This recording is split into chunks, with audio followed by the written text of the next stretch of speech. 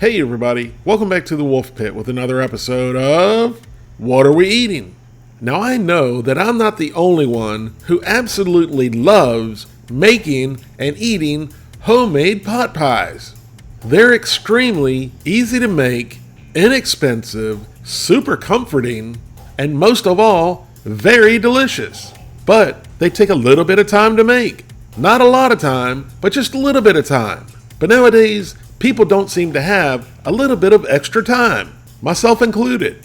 So when I don't have the time, or I simply don't feel like making a homemade pot pie, I always pick up a couple of the banquet pot pies, which, believe it or not, still only cost $1 a piece, which goes against pretty much everything that I preach on my channel. And I admit, they are a guilty pleasure of mine because they're so daggone delicious.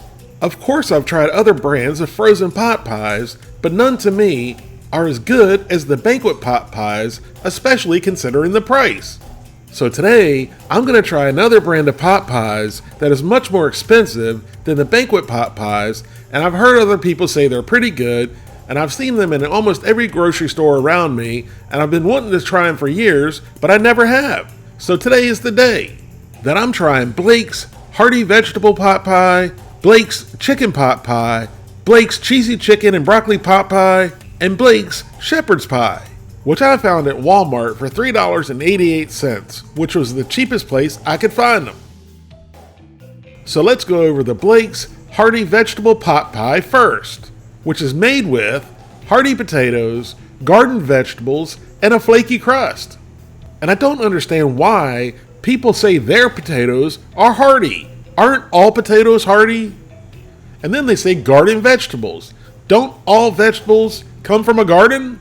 Well, maybe not the bioengineered vegetables, but most vegetables that I eat come from a garden. The pot pie has made from scratch flavor with wholesome ingredients that do not include any artificial colors, artificial flavors, or preservatives.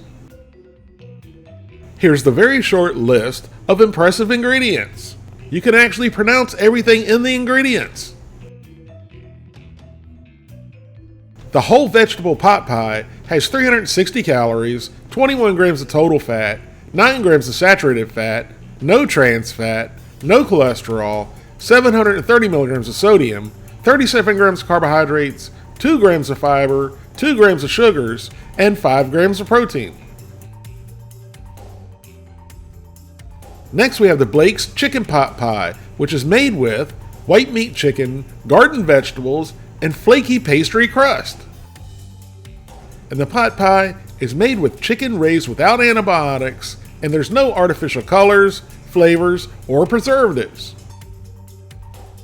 And again, it has made from scratch flavor with wholesome ingredients. And this is something I meant to touch on the first pot pie. What exactly is made from scratch flavor? I mean, you get made from scratch flavor when something is made from scratch. How else can you get that flavor? I mean, I fully understand what they're doing here, but it sounds stupid. But at least they call gravy, gravy, and not stew sauce. And see, everyone, including me, learned something from these videos, because I thought I caught them with an error when I read chicken glaze. But there really is such a thing as chicken glaze, which is what I call chicken base, which is a highly concentrated, flavorful stock, which you can find in grocery stores under the Better Than Bouillon name. The whole chicken pot pie has 400 calories, 24 grams of total fat, 9 grams of saturated fat, no trans fat, 25 milligrams of cholesterol, 720 milligrams of sodium, 33 grams of carbohydrates, 4 grams of fiber, 5 grams of sugars, and 13 grams of protein. Next, we have the Blake's Cheesy Chicken and Broccoli Pot Pie, which is made with white meat chicken, garden vegetables, and a flaky crust, which doesn't contain any artificial colors or flavors or preservatives, and the chicken is raised without any antibiotics.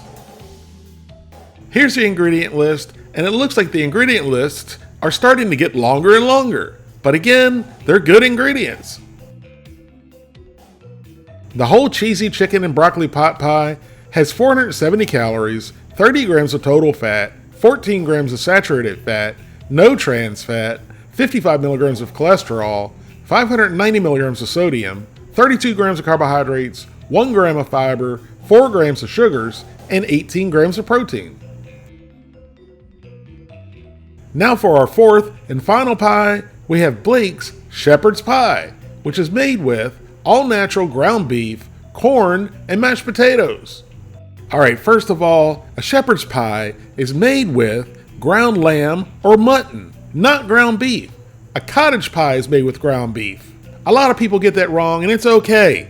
But I wouldn't expect a food manufacturer to get it wrong like this food manufacturer and other food manufacturers that I see making shepherd's pie. Just call it what it is. Cottage pie if you use ground beef. At the very least, if you're going to use ground beef, call it American style shepherd's pie. And my next point is who only puts corn as the vegetable in their shepherd's pie or cottage pie? Where's the peas and carrots? Or when I make a cottage pie, I put the whole gamma-hoochery of vegetables in it. Peas, carrots, corn, and green beans. The shepherd's pie is gluten-free, the beef is raised without antibiotics, and it contains no artificial colors, flavors, or preservatives. Now here's what I like to see, a very short, simple list of ingredients.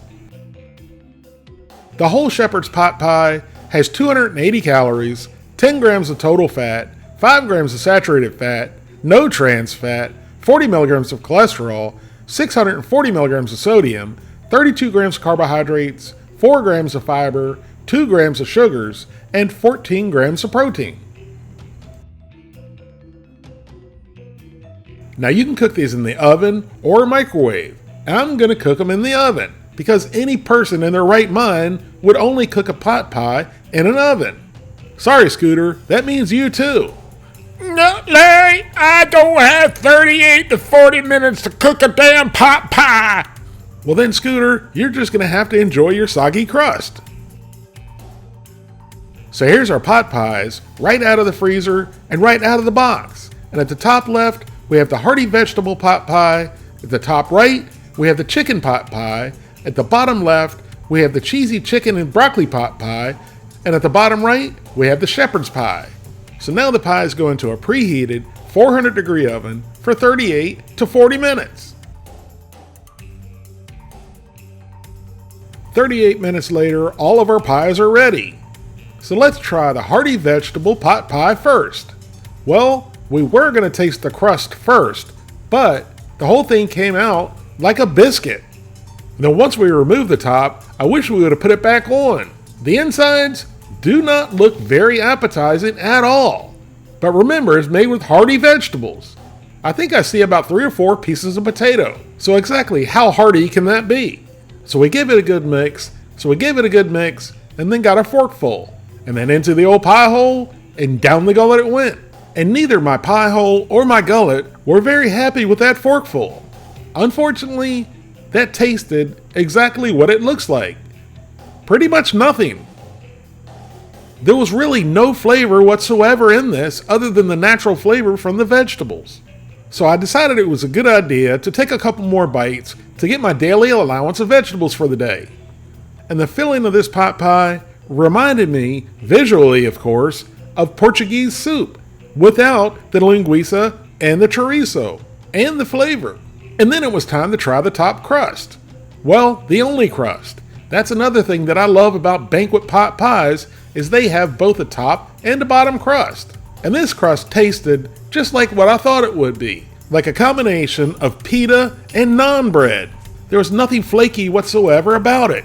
And again, there was no flavor.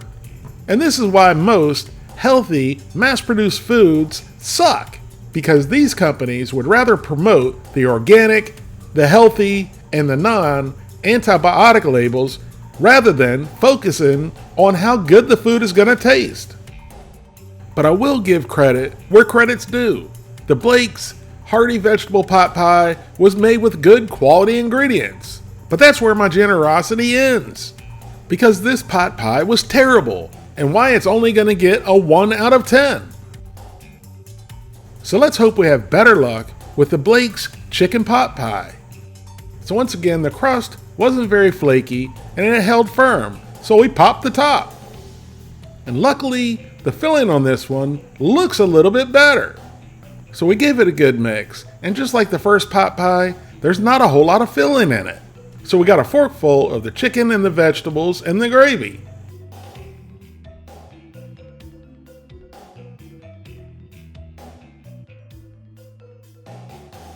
And then into the old pie hole, and down the gullet it went. Alright, this is a start. It does have some flavor. Not a lot, but it does have some flavor. It doesn't taste like water like the vegetable pot pie did.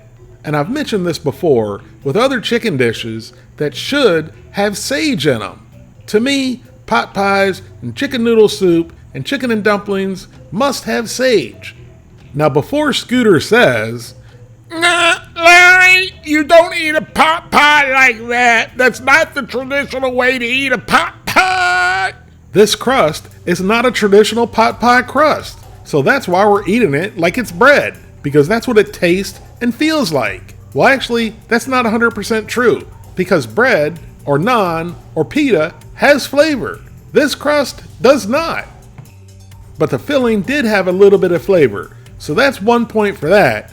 But the filling did have a little bit of flavor. Not much, but a little bit.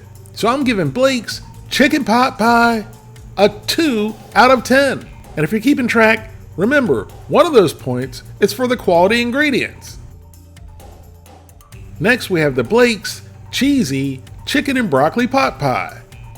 And don't you love it when you're making or you're baking good old home-cooked comfort food, the aromas you get throughout your house? Well, these pot pies so far will really disappoint you because there was none of that going on. So this time, we opted for the standard approach when eating a pot pie and went right through the crust. But it certainly did not change anything about the crust. It was still bland and more bread-like than it should have been. It's supposed to be buttery, rich, and delicious. So then we pulled the lid off. And that's what the inside looks like. I'm not really sure what it looks like, but that's what it looks like. Maybe something that's been regurgitated or previously chewed? So we gave it a good mix. And for this being a cheesy chicken and broccoli pot pie, I see more carrots than I do broccoli. Well, actually, this looks more like the floor scrapings that you get when you cut up fresh broccoli than it does real broccoli. So we got a forkful, and then into the old pie hole, and down the gullet it went. Alright, there's a lot of things here. Number one, the sauce is almost like you're eating condensed cream of chicken soup without adding water to it. It's overly thick without the flavor. And once again, just like the previous chicken pot pie, the chicken was real chicken, but it was super dry, tough, and stringy. The carrots were actually the best thing in this pot pie. And I didn't taste any cheese in this either. And then I tried to do one of my favorite things that I like to do with the pot pie, is to mix the crust in with the filling. But as you can see, that didn't go very well. And the sauce was so thick, you couldn't get it to soak in to the crust. So we did our best to manage a spoonful of the crust, the chicken, the carrots, the broccoli, and the sauce.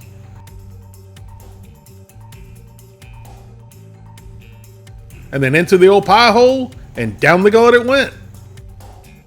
And again, the Blake's cheesy chicken and broccoli pot pie, just like the previous two pot pies, isn't very good. And I'm gonna give it a 2 out of 10. Now for our final pie, we have the Blake's shepherd's pie, also known as cottage pie. This time, we don't have to worry about the flaky or not flaky crust. So we cut right in through the mashed potatoes and through what looks like a copious amount of corn, and then into the ground beef. We got a big old spoonful, and then into the old pie hole, and down the gullet it went. Alright, I gotta take one more bite before I tell you what it tasted like, because I'm not believing what I'm tasting.